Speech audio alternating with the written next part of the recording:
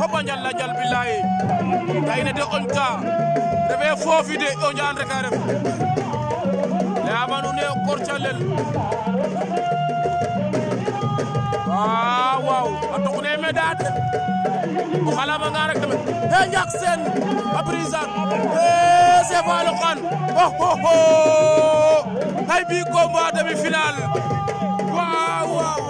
nga ne ma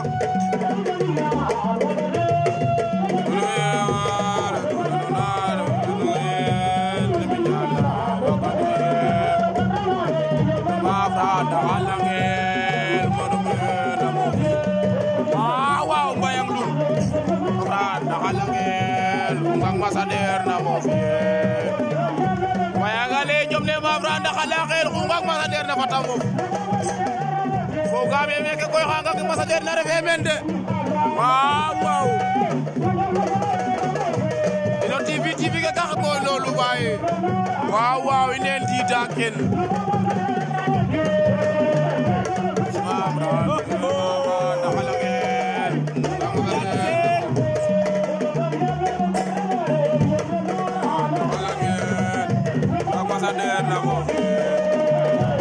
Jackson Sefa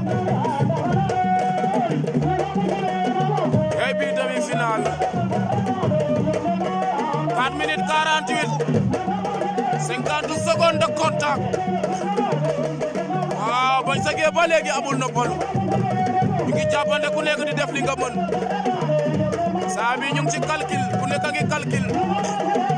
waaw